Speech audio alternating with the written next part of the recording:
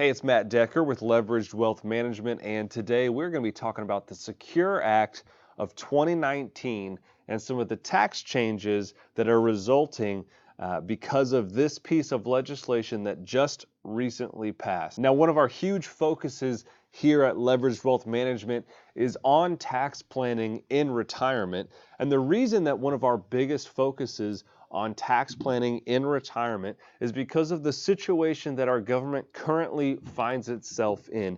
If you look at the overall debt that the government has accumulated over the last 10 to 20 years, we've got about $20 trillion of outstanding debt as of right now, and over $120 trillion of future unfunded liabilities. Now, future unfunded liabilities is only made up of four things. That's basically government, military pensions and obligations, that's Medicare, that's Social Security, and that's federal debt held by the public. Those four things make up $120 trillion, things we've promised to pay, but we're not yet paying. Now, why is that important? Well, that's important because there's no way that the government can spend less enough to make up for this $120 trillion of future unfunded liabilities. So what are they going to have to do in order to make up for those future unfunded liabilities? Well, they're going to have to eventually tax more. It's the only way they can get themselves out of this situation. The easiest way for the government to tax more is to tax retirement accounts at heavier rates. Right now, there's about $30 trillion sitting in retirement accounts in the United States. Now, why is that important? That's important because when you put money into a retirement account, you're making a deal with the government.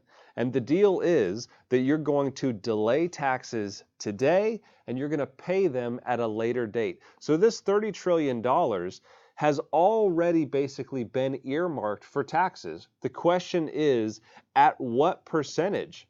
And you don't know, because you're going to pay taxes at whatever the tax rate is at the time you withdraw the money. So $30 trillion, it represents the largest sum of untaxed money in the United States that the government has a legal right to tax. It's built in, right? You made that agreement. And so because there's going to be growing pressure to tax more because of our future unfunded liabilities, and because retirement accounts represent the largest sum of untaxed money in the United States, we focus heavily on tax planning throughout retirement. Now, what does all of that have to do with the Secure Act? Well, the Secure Act did several different things. One of them, to us, is a game changer in a bad way. But it did some other things, some interesting things. So for instance, most of you are familiar with RMDs. RMDs basically say that you have to start taking money out of your retirement accounts. The old age was 70 and a half. When you hit 70 and a half, you had to start withdrawing money from your retirement accounts.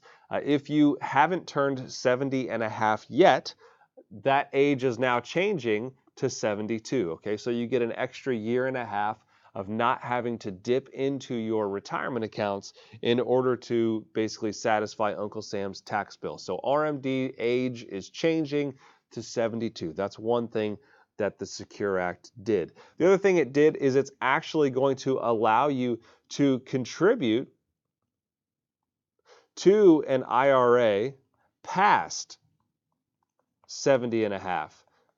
That's if you're not 70 and a half yet. So if you've already turned 70 and a half, you can't contribute to IRAs. But if you haven't turned 70 and a half yet, you can actually still contribute towards an IRA past that old RMD age. So that's something that the Secure Act changed. They also made some changes or revisions to charitable contributions from IRA accounts. That's not as big of an issue for us, but regardless, they did make some changes to charitable contributions coming from IRA accounts, and it's basically offset by this right here. If you decide to contribute money to an IRA, it's going to offset what you're allowed to deduct in the form of a charitable contribution. So those are three things that it did, none of which are really the focus of this video. The biggest thing that it did, and the biggest reason that I'm talking about this today, is because, again, we focus on tax planning here. The biggest issue with the Secure Act for us is something called the Stretch IRA.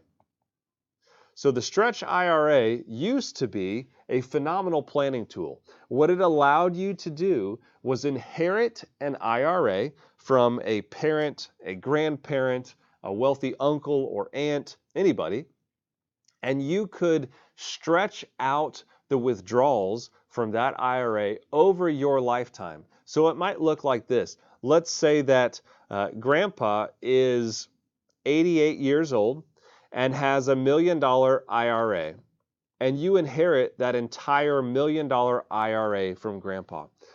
Well, grandpa being 88, he had a relatively high RMD on this $1 million. He was having to withdraw quite a bit every single year because of his age. Let's say that when you inherit it, you're not obviously 88, it's grandpa. Let's say that you're something like 40 years old. So what the Stretch IRA allowed you to do was it allowed grandpa to give his $1 million IRA to grandson or granddaughter who's 40 years old, and the 40-year-old can stretch that $1 million IRA out over their life expectancy. So there might be 45 years of withdrawals on this $1 million IRA. And what it allows you to do is minimize the tax implications of taking money out of grandpa's IRA. Because if you're withdrawing that $1 million over 45 years, you're obviously taking a whole heck of a lot less out every single year than grandpa was, because his RMD was much higher. In fact, grandpa was having to take out about 8% per year is how much he was having to take out in the form of an RMD. And so why this matters is because when you take money out of any type of retirement account, a tax-deferred account, what does it do? It actually acts like income. It acts like income. And if you start taking out large amounts from retirement accounts, there's a really high likelihood that you're going to bump yourself up into the next tax bracket because, again, withdrawals and distributions from IRAs count as income.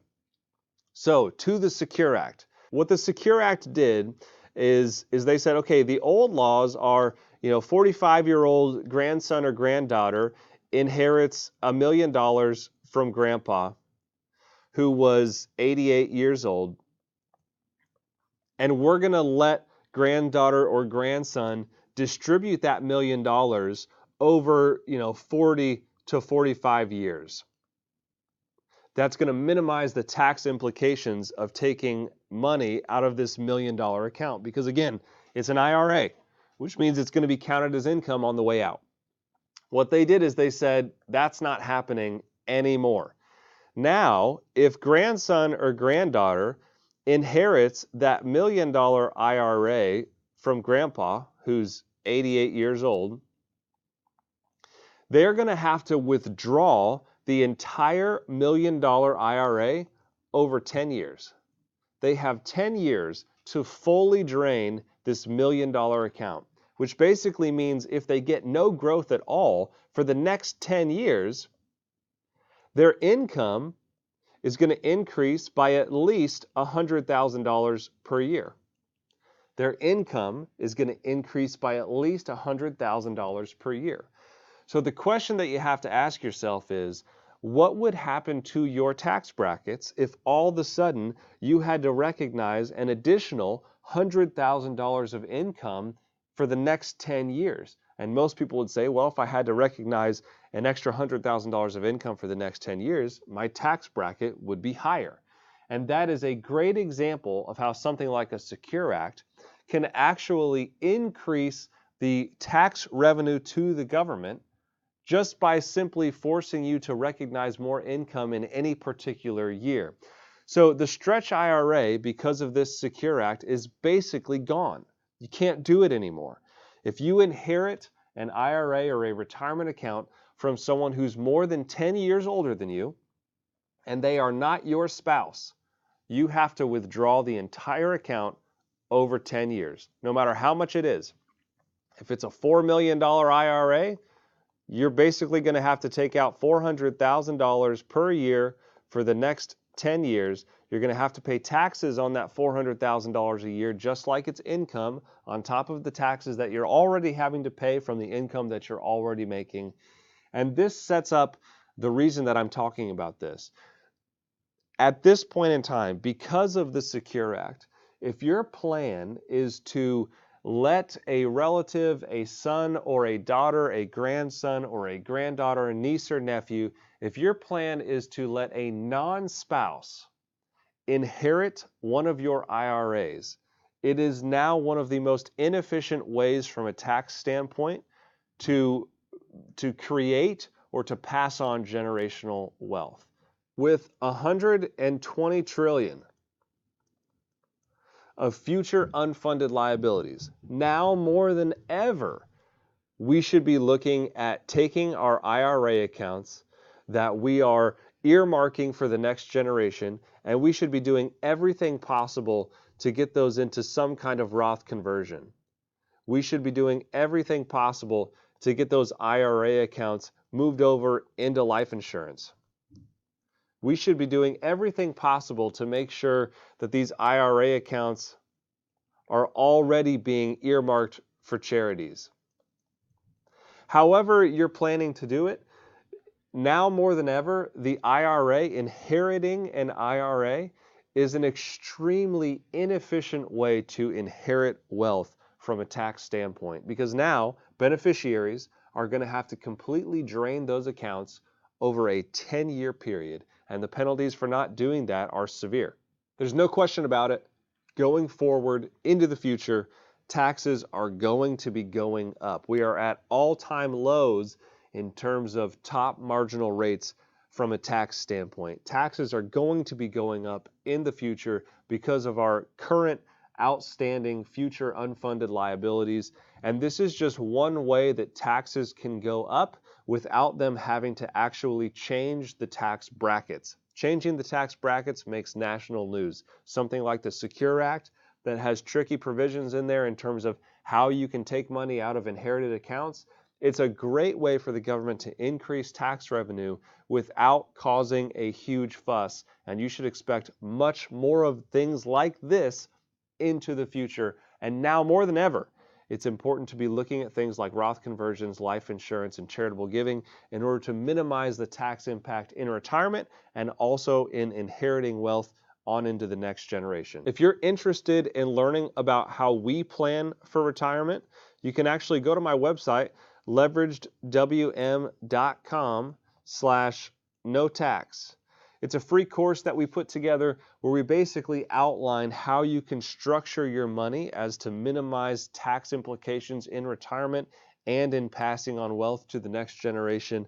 It's about an hour-long course that comes with case studies. You can go there, you can check that out now. As always, thank you so much for joining me. If you have any questions, leave it in the comments below. I hope that you found this helpful. If you haven't already done so, subscribe to my channel, and I look forward to talking with you soon.